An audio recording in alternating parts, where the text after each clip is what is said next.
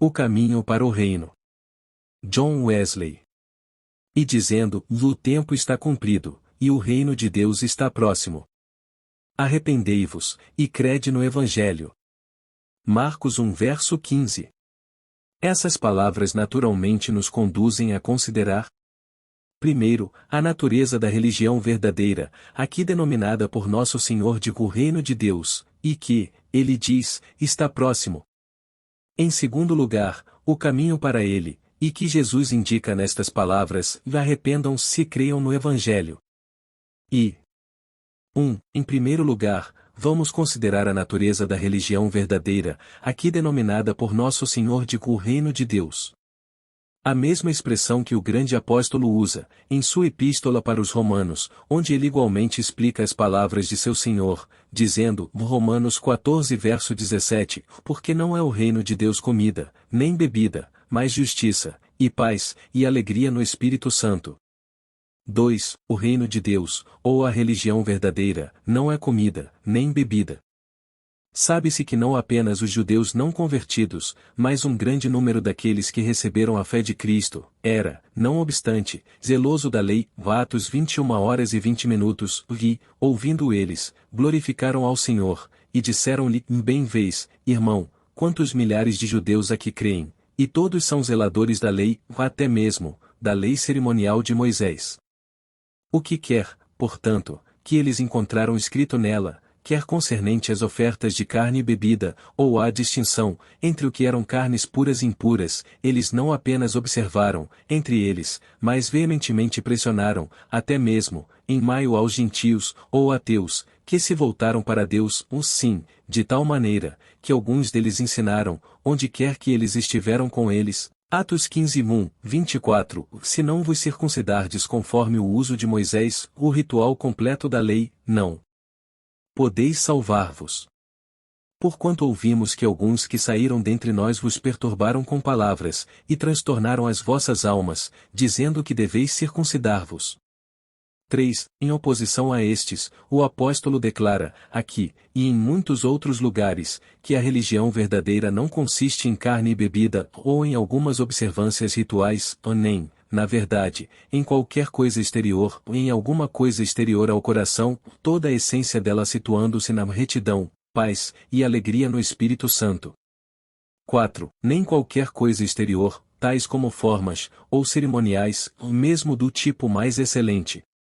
Supondo-se que estas sejam sempre tão decentes e significantes, sempre tão expressivas das coisas interiores, sempre tão úteis, não apenas aos homens comuns, cujo discernimento alcançam um pouco mais além do que seus olhos, ou mais, mesmo, aos homens de entendimento, ou homens de grandes capacidades, como, sem dúvida, eles, algumas vezes, foram, sim, supondo-se que eles, como no caso de judeus, foram apontados pelo próprio Deus, mesmo durante o período de tempo em que essa indicação permaneceu em vigor, a religião verdadeira não consistiu nela, ou não, falando precisamente, ou não, no sentido restrito, afinal.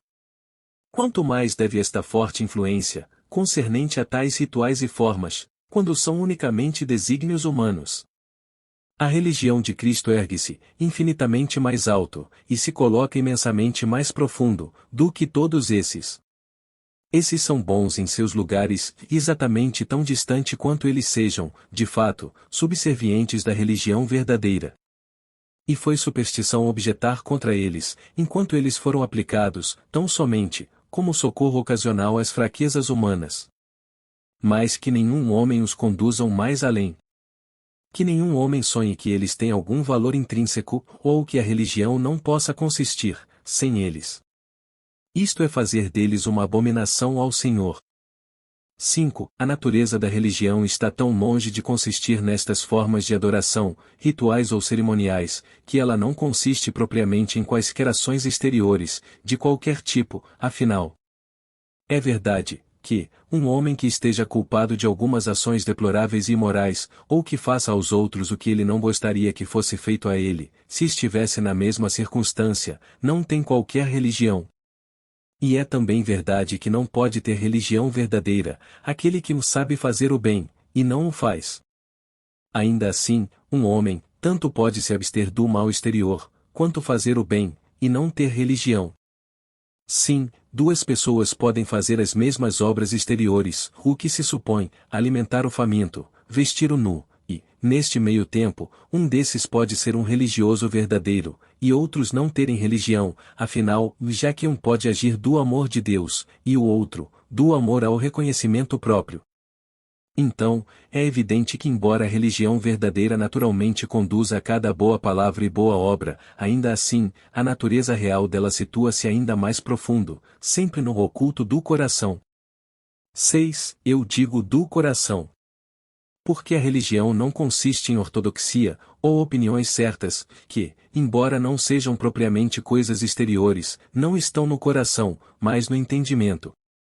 Um homem pode ser ortodoxo, em todo ponto, e ele pode, não apenas, expor as opiniões certas, mas zelosamente defendê-las contra todos os opositores, ele pode pensar razoavelmente, concernente à encarnação de Nosso Senhor, concernente à sempre abençoada Trindade, e cada outra doutrina contida nos oráculos de Deus, ele pode admitir, a todos, os três credos, aqueles chamados de apóstolos, o niceno e o atanasiano relativo ao símbolo de fé, atribuído a Atanásio, e que outrora era usado durante a prima, no ofício dominical, e, ainda assim, é possível que ele possa ter nenhuma religião, afinal, ou não mais, do que os judeus, turcos, ou pagãos. Ele pode ser quase ortodoxo, como o diabo, embora, de fato, não completamente, uma vez que todo homem erra em alguma coisa, considerando que nós não podemos imaginá-lo admitindo alguma opinião errônea, e pode, todo o tempo, ser tão grandemente um estranho, quanto ele é a religião do coração. 7. Esta, tão somente, é a religião, verdadeiramente chamada. Esta somente tem, aos olhos de Deus, um grande valor. O apóstolo sumariza toda ela em três particulares: retidão, paz e alegria no Espírito Santo. Primeiro, a retidão.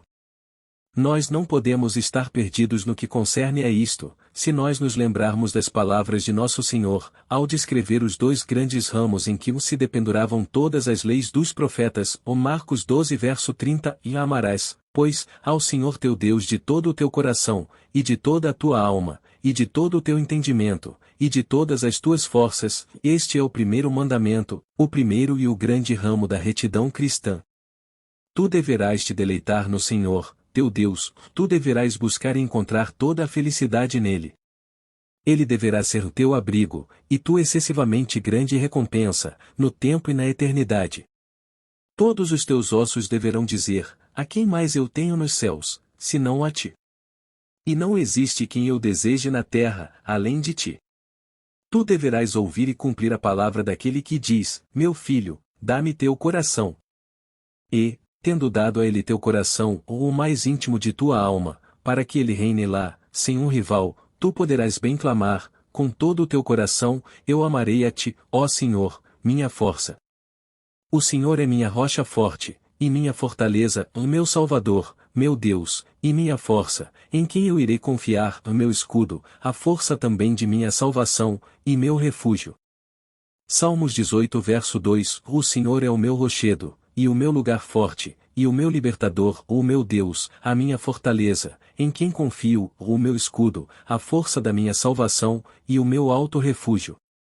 8. E o segundo mandamento é como este: o segundo grande ramo da retidão cristã está intimamente e inseparavelmente conectada a isto: sempre tu deverás amar teu próximo como a ti mesmo.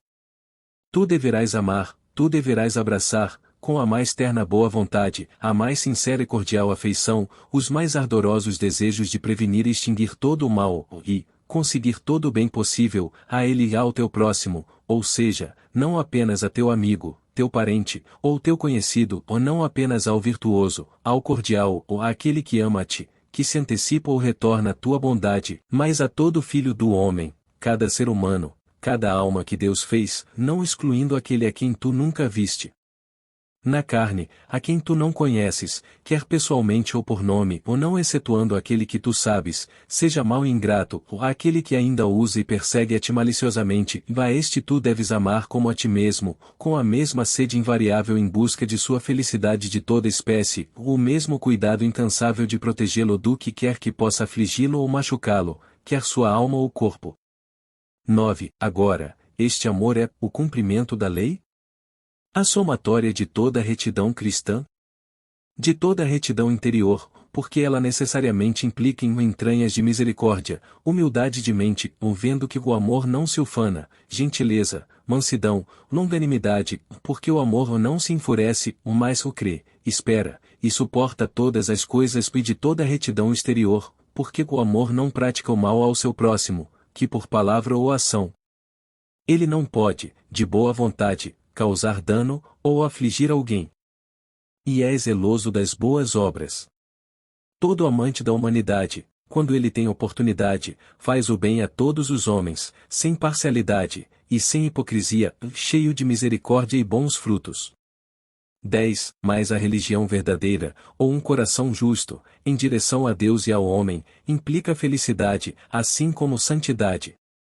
Porque não é apenas retidão, também, paz e alegria no Espírito Santo. Que paz! A paz de Deus, que Deus apenas pode dar, e que o mundo não pode tirar, é a paz que ultrapassa todo entendimento, toda concepção meramente racional, sendo uma sensação sobrenatural, um sentido de paladar divino dos poderes do mundo que virá, tal como o homem natural não conhece, por mais sábio que ele seja nas coisas deste mundo, ou nem, na verdade, ele pode saber isto, em seu presente estado, porque ela é discernida espiritualmente. É a paz que extingue toda a dúvida, toda incerteza dolorosa, o Espírito de Deus testemunhando com o espírito de um cristão que ele é filho de Deus. E ela bane o medo, todo tal temor que causa tormento, o medo da ira de Deus, o medo do inferno, o temor do diabo, e, em particular, o temor da morte, dele que tem a paz de Deus deseja, se for da vontade de Deus, partir e estar com Cristo. 11. Com esta paz de Deus, onde quer que ela seja fixada na alma, existe também alegria no Espírito Santo, alegria forjada no coração pelo Espírito Santo, através do sempre abençoado Espírito de Deus. É Ele que opera em nós aquela calma, o humilde regozijar-se em Deus, através de Jesus Cristo, por quem nós recebemos a redenção, a reconciliação com Deus, e que nos capacita corajosamente a confirmar a verdade da declaração preciosa do salmista: abençoado é o homem, ou, preferivelmente, feliz, cuja iniquidade é perdoada, e cujos pecados são vencidos. É Ele que inspira a alma cristã, até mesmo, com aquela alegria sólida que nasce do testemunho do Espírito de que ele é um filho de Deus, e que faz com que ele se regozije, com alegria inexprimível, na esperança da glória de Deus, com a esperança da gloriosa imagem de Deus, que está em parte, mas que será totalmente revelada nele, e daquela coroa de glória que não desaparece, reservada para ele nos céus. 12. Esta santidade e felicidade, juntas, são, algumas vezes, denominadas, nos escritos inspirados, o reino de Deus, como através de nosso Senhor no texto, e, algumas vezes, o reino do céu. Elas são denominadas o reino de Deus, porque são os frutos imediatos do reino de Deus na alma.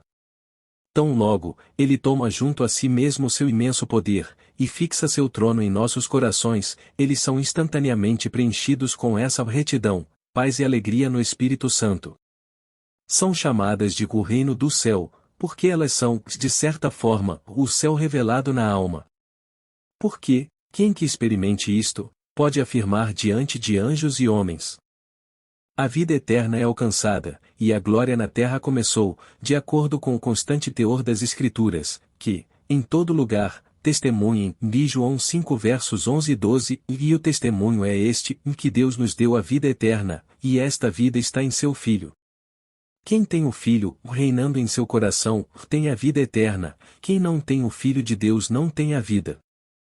Porque, João 17 verso 3, esta é a vida eterna, em que te conheçam, a ti só, por único Deus verdadeiro, e a Jesus Cristo, a quem enviaste.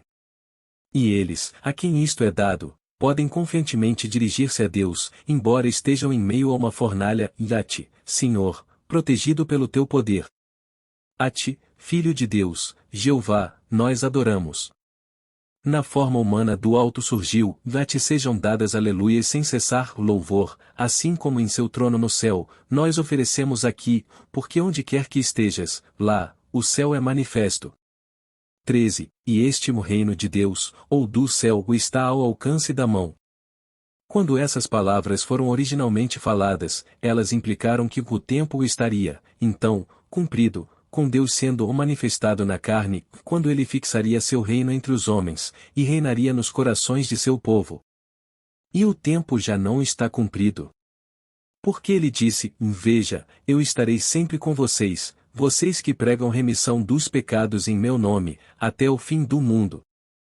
Mateus 28 verso 20 E ensinando-os a guardar todas as coisas que eu vos tenho mandado, e eis que eu estou convosco todos os dias, até a consumação dos séculos.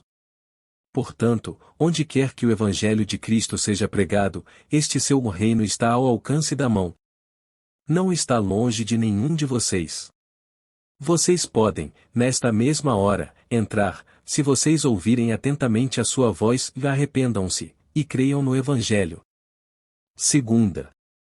1. Este é o caminho, caminhem nele. Primeiro, arrependam-se, ou seja, conheçam a si mesmos.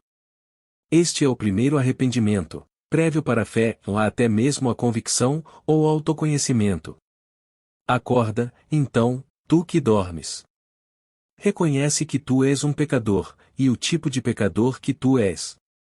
Reconhece aquela corrupção de tua natureza mais íntima, por meio da qual, tu estás muito longe da retidão original, por meio da qual, a carne deseja ardentemente, sempre, contrária ao Espírito, através daquela mente carnal, que é inimiga de Deus, que não está sujeita à lei de Deus, nem, de fato, pode estar. Reconhece que tu és corrupto, em todo o poder, em toda a faculdade de tua alma, que tu és totalmente corrupto, em cada um desses, todos os alicerces, estando fora do curso. Os olhos de teu entendimento estão obscurecidos, de modo que eles não podem discernir Deus, ou as coisas de Deus. As nuvens da ignorância e erro descansam sobre ti, e cobrem-te com a sombra da morte. Tu sabes nada de Deus, nem do mundo, nem de ti mesmo, como tu deverias saber. Tua vontade não é mais a vontade de Deus, mas é totalmente perversa e distorcida, avessa a todo o bem, a tudo que Deus ama, e propensa a todo o mal, a toda abominação que Deus odeia. Todas as tuas afeições estão alienadas de Deus, e dispersas por sobre toda a terra. Todas as tuas paixões, ambos teus desejos e aversões, tuas alegrias e tristezas, tuas esperanças e temores estão desequilibrados, são tanto inadequados, em seus níveis, quanto estão colocados em objetos inadequados. De maneira que não existe sanidade em tua alma, ou mais dos pés à cabeça, para usar a forte expressão do profeta, e existe apenas machucaduras, feridas, e chagas podres. 2. Tal é a corrupção nata do teu coração, de tua natureza interior. E que tipo de ramificações podes tu esperar que cresça de tais raízes pecaminosas?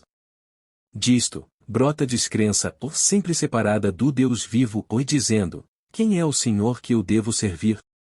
Ora, tu, Deus, não te preocupas com isto. Disto, a independência, simulando parecer como o Altíssimo. Disto, o orgulho, em todas as suas formas, ensinando-te a dizer: eu sou rico, tenho muitos bens, e não preciso de coisa alguma. Desta fonte diabólica, fluem as correntezas amargas da vaidade, a sede do elogio, ambição, cobiça, a luxúria da carne, a luxúria dos olhos, e o orgulho da vida. Disto, erguem-se a ira, o ódio, a malícia, a revanche, a inveja, o ciúme, e as suposições diabólicas. Disto, todos os entusiasmos tolos e prejudiciais que agora perfuram a ti, através de muitas tristezas, e se não prevenidas a tempo, irão, por fim, mergulhar tua alma na perdição eterna. 3. E que frutos podem crescer em tais ramos como esses?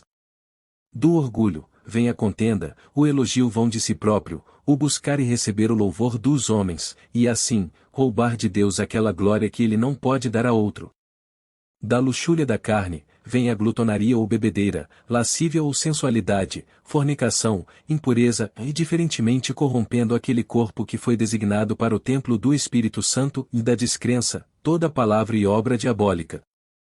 Mas, o tempo seria insuficiente, tu deverias somá-los todos, todas as palavras inúteis que tu disseste, desafiando o Altíssimo, afligindo o Espírito Santo de Israel, todas as obras diabólicas que tu fizeste, tanto completamente pecaminosas, em si mesmas, ou, pelo menos, não feitas para a glória de Deus. Porque teus pecados presentes são mais do que tu és capaz de expressar, mais do que os cabelos de tua cabeça. Quem poderá contar as areias do mar, ou as gotas da chuva, ou tuas iniquidades? 4. E tu não sabes que o salário do pecado é a morte?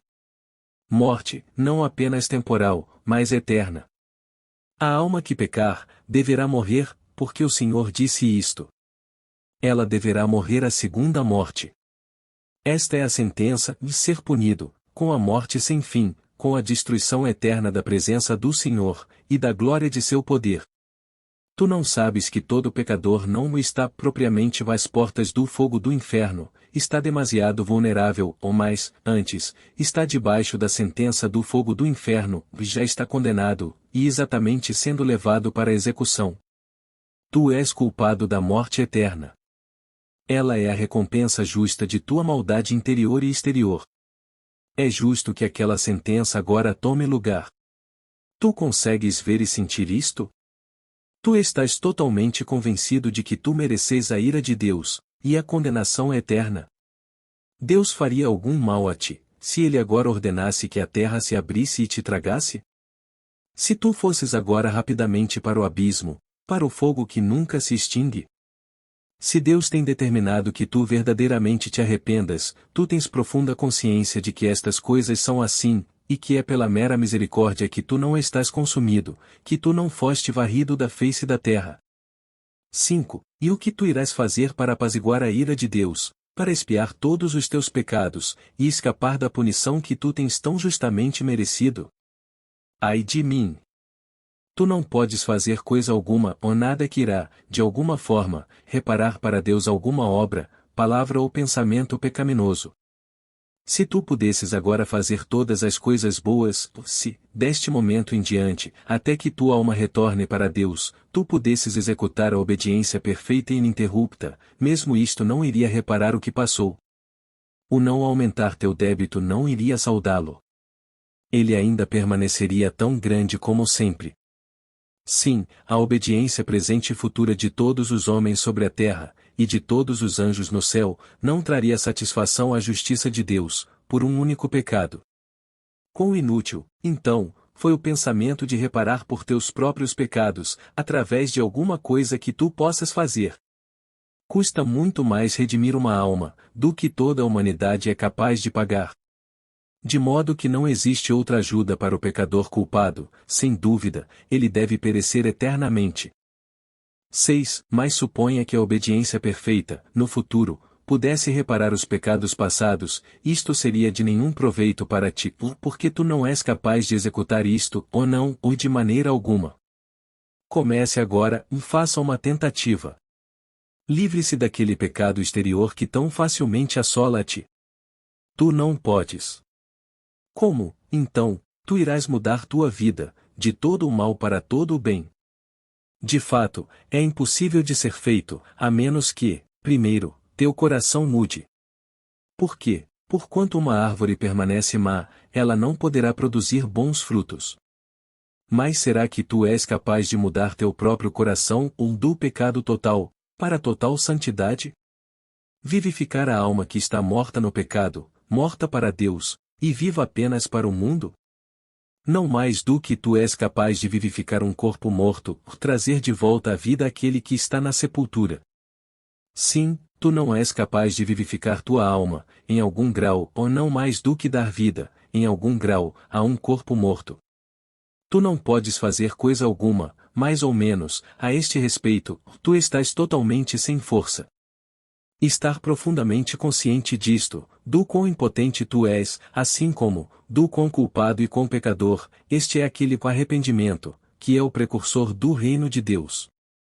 7. Se há esta convicção viva de teus pecados interiores e exteriores, e de tua mais extrema culpa e impotência, forem acrescentadas afeições adequadas, tristeza do coração, por tu teres menosprezado tuas próprias misericórdias, remorso, e autocondenação, tendo fechado tua boca, vergonha, por ergueres teus olhos aos céus, temor da ira de Deus, habitando em ti, da maldição de Deus, dependurada sobre tua cabeça, e da flamejante indignação pronta a devorar esses que se esqueceram de Deus e não obedeceram nosso Senhor Jesus Cristo, desejo sincero de escapares daquela indignação, cessares o mal, e aprenderes a fazer o bem, e então, eu digo a ti, em nome do Senhor, tu não estás longe do reino de Deus.